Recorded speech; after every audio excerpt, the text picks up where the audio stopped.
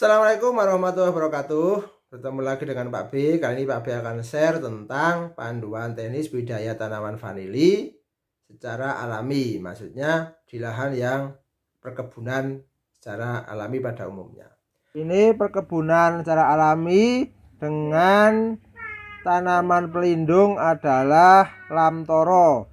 Dan panjatan hidupnya dalam toro juga ada tanaman Gliricide. Oke, selamat mengikuti. Oke, ikuti video ini sampai selesai biar agak paham, biar jadikan inspirasi buat Anda semua yang mau tertarik terhadap perkebunan vanili. Oke, jangan lupa kasih like, subscribe dan komen ya, agar channel ini berkembang dan jadi Pak B semangat untuk berbagi konten-konten yang lainnya. Dan juga bisa menikmati konten yang lainnya. Video Pak B juga agak bermacam-macam. Ada investasi emas, ada perencanaan keuangan, ada pembelajaran tentang seputar perkebunan dan pertanian. Ini adalah seputar perkebunan. Semoga menginspirasi banyak orang. Oke, mari kita mulai. Panduannya yang pertama adalah atau cara budidaya. Nah, satu, vanili itu merupakan komoditas perkebunan yang prospeknya menjanjikan karena harganya mahal, apalagi hari ini. Harganya mahal dan stabil untuk mahal. Tanaman itu berasal dari Meksiko, dulu dibawa ke Indonesia adalah tahun 1819. Berarti mungkin zaman Belanda dibawa ke sini, di sini ternyata cocok.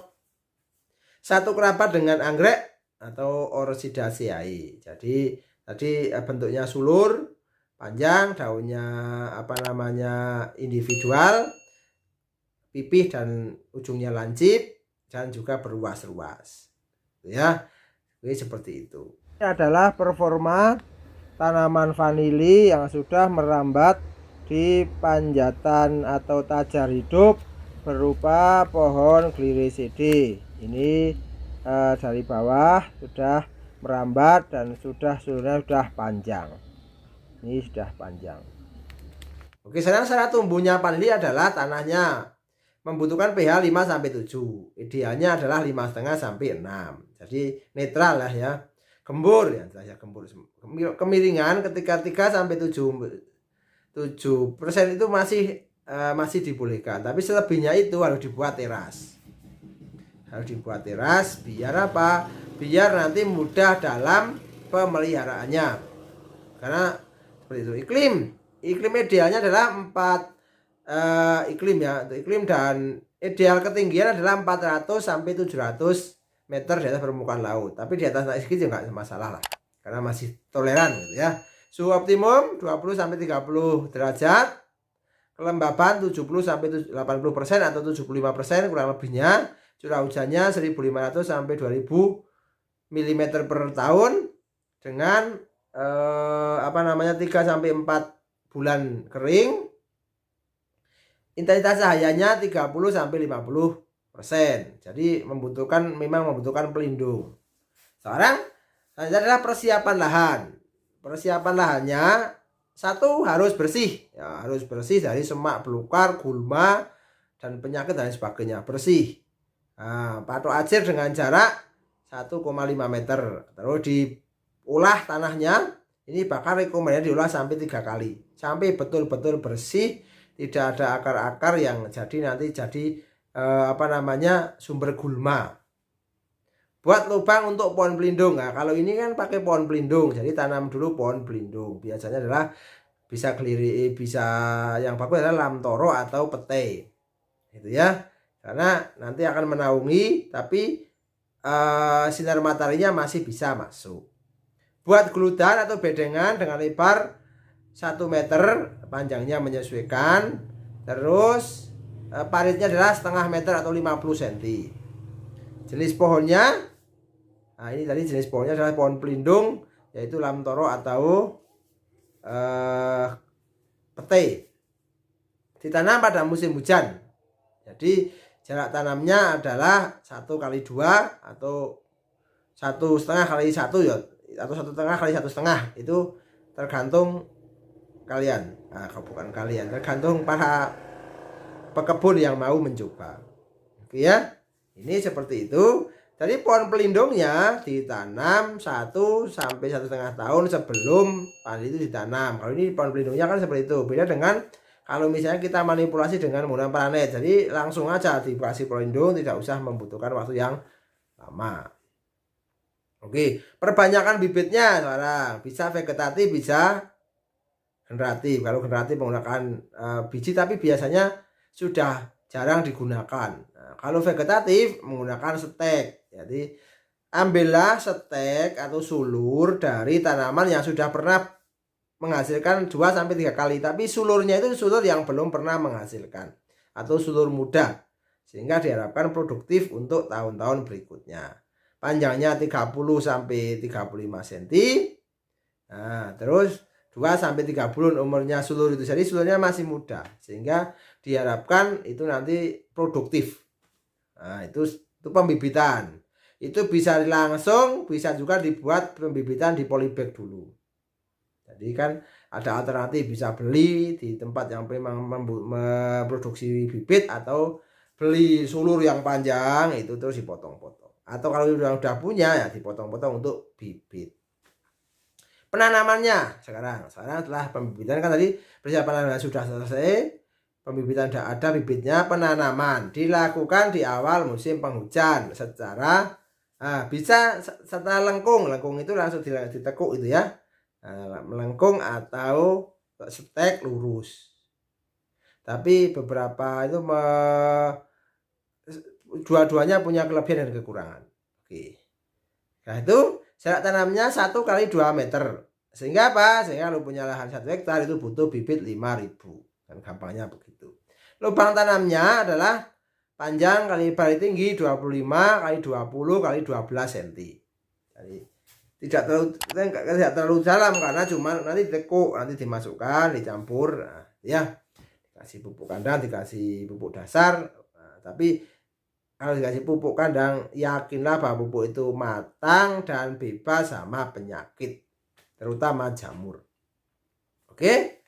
Nah, kalau udah nanti beli di polybag ya polybagnya disobek langsung dimasukkan. Kalau langsung itu kan butuh waktunya cepat tapi resiko untuk kematiannya kan tinggi. Tapi kalau bisa polybag kan jelas sudah tanaman itu sudah diseleksi dan sudah hidup. Sedang pemeliharaan itu penyulaman itu 2 sampai 4 minggu setelah tanam. Sehingga apa? Kalau ada yang mati, nanti tepat teratasi diganti biar pertumbuhannya seragam. Seragam itu maksudnya apa? Biar nanti pertumbuhannya sama, nanti cara berbunga juga sama, nanti cara membantu perkawinan juga mudah. Penyiangan, gulma, rumput liar dan sebagainya usahakan menggunakan manual, dicabuti atau dipakai alat sabit misalnya. Jangan menggunakan herbisida. Karena apa? Karena pohon vanili itu sangat rentan terhadap efek dari herbisida. Oke ya, sangat rentan. Oke. Setelah itu pembumbunan. Jadi beberapa kan tanahnya bisa karena kena hujan dan sebagainya bisa tipis. Dibumbun sekitar 10 sampai 15 cm. Oke ya, sekitar tanaman vanili. Setelah dibersihkan, dibumbun, pemangkasan pohon pelindung. Nah, ini usahakan 30 sampai 50%. Jadi kalau sudah penuh itu nanti tanamannya akan mengalami etiolasi. Jadi panjang tapi ternyata tidak kuat untuk proses selanjutnya. Perambatan atau pengaturan sulur. Gunanya untuk apa? Gunanya untuk memudahkan kegiatan penyerbukan. Karena memang ini perlu dibantu oleh manusia. Kegiatan penyerbukan. Nah itu kegiatan pemupukan. Nah setelah itu pemangkasan. Nah sambil dipangkas itu yang diambil apa? Sulur yang sudah tua, mungkin sudah bekas panen 2 kali, terus sulur yang kering, sulur yang kena penyakit gitu ya. Jadi itu yang dilakukan. Yang selanjutnya adalah pemupukan. Nah dipupuk fungsinya apa? Pupuk itu tujuannya memastikan ketersediaan unsur hara di dalam tanah cukup untuk tanaman vanili. Kenapa? Karena akarnya tidak begitu panjang seperti tanaman-tanaman rebuhan yang lainnya. Dilakukan 1 tahun sekali, mungkin 2 tahun, 1 tahun 2 kali. tergantung kemampuan masing-masing. Dilakukan akhir musim kemarau atau pertengahan musim hujan ya, jadi sekitar September sampai Agustus sampai September. Waktu itu kan biasanya akhir musim kemarau atau September ya awal musim hujan.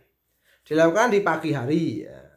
Untuk pupuk kandang usahakan betul-betul bersih, betul-betul tidak ada hamanya dan penyakit. Nah, untuk mengatasinya itu ya kita berusaha dicampur dengan fungisida atau bakterida. Nah, jadi anti jamur dan juga anti bakteri biar tidak nanti menyebabkan layu batang atau layu sulur. Selanjutnya dipupuk dengan apa? Dengan urea. Kalau urea A, TSP dan KCl. Untuk apa? Untuk memenuhi makro unsur hara makro itu adalah nitrogen, fosfor dan kalium. Rekomendasinya adalah 100 kilo urea, 150 kilo TSP dan 50 kilo KCl untuk 1 hektar atau untuk 5.000 tanaman. Jadi mungkin dosisnya nanti yaitu dibagi saja, campur dibagi. Ketemunya satunya berapa? Gitu kan? Kalibrasinya satu pohonnya itu dapat berapa gram kan seperti itu. Penyiraman, nah kalau misalnya lahannya terlalu kering kan juga harus ada persiapan untuk penyiraman ketika musim kemarau panjang. Disiram karena tanaman vanili tidak tahan terhadap panas atau kemarau yang panjang.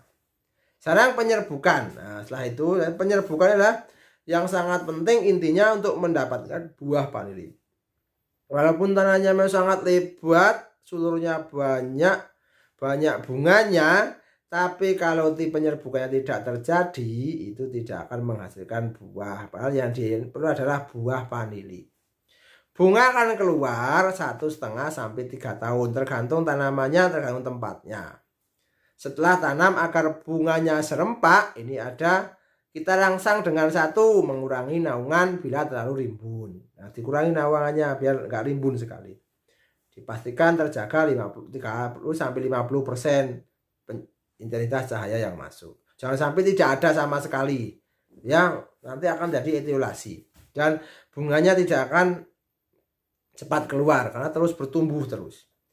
Memilih bagian cabang yang tidak produktif dengan cara tidak produktif itu ada yang sudah mati, tua, karena penyakit dan sebagainya. Biar apa? Biar produktivitasnya 1 ke sulur yang akan menghasilkan. Memotong 20 sampai 25 cm dari pucuk biar nanti merangsang pembungaan. Biar apa? Pertumbuhan vegetatifnya itu berhenti sejenak. Nanti akan berubah menjadi perkembangan secara generatif, menghasilkan bunga. Nanti bunga diserbukan akan menjadi buah vanili. Kegiatan penyerbukan mengawinkan bunga vanili atau tujuan untuk menghasilkan buah vanili, jelas itu ya. Karena sistem bunganya itu unik, di mana kepala putih bunga vanili itu stigmanya itu tertutup oleh katup pelindung yang bernama rostellum. Jadi tertutup sehingga tidak bisa, kalau secara alami nggak akan bisa ya, nggak akan ketemu ya. Oke, harus ada campur tangan manusia, bantuan manusia untuk melekatkan tepung sari di kepala putih atau untuk menyatukan antara serbuk sari dengan kepala putih untuk selanjutnya akan menjadi embrio atau bakal buah. Oke, dengan bantuan alat berupa tusuk gigi yang kecil itu atau bambu yang kecil ya, yang steril, yang tidak ada hamanya ya, tidak ada penyakitnya. Karena kalau nggak steril itu justru bisa sebagai penyebab penyakit tanaman. Nah, cirinya sudah berhasil 2-4 hari itu daun-daun bunganya itu layu dan jatuh, sehingga nanti akan muncul ada bakal buah vanili. Ya. Jadi seperti itu, sampai seperti itu nanti buah vanilinya dipelihara, dibiarkan. Oke, jangan lupa bantu like, subscribe buat Pak B berkonten lebih baik. Oke ya, seperti itu yang perlu Pak B buat. Yang terakhir adalah panen. Nah, ini ditunggu-tunggu oleh para pembudidaya atau yang berbudidaya adalah panen. Nah, panen adalah buah vanili itu akan masak 7-8 bulan setelah penyerbukan. Nah, perubahan warnanya, buahnya dari hijau menjadi hijau muda agak kekuningan, itu sudah matang. Dilakukan berkala 1-2 bulan. Tidak langsung dipotong satu, tak dipotong mangga, tapi dipilih. Ya, dipilih. Karena apa? Karena masaknya tidak berbarengan. Mungkin satu bunganya nggak berbarengan muncul, sehingga pada saat penyerbukannya di beda-beda hari. Dan seperti itu. Oke, dipastikan sudah masak semua karena ini menyangkut kualitas atau aroma dari buah vanili. Jangan sampai terlalu muda atau belum kurang matang atau kematangan terlalu matang. Itu sekelumit tentang budidaya vanili secara umum. Semoga bermanfaat, semoga menginspirasi, semoga bisa menjadi panduan secara mudah. Karena itu secara mudah saja. Yang berat adalah mengusahakan. Action itu yang berat, terus komitmen terhadap apa yang diusahakan. Semoga menjadi wirausaha yang sukses. Semoga menjadi penyemangat Anda, menginspirasi. See you next time. Assalamualaikum warahmatullahi wabarakatuh.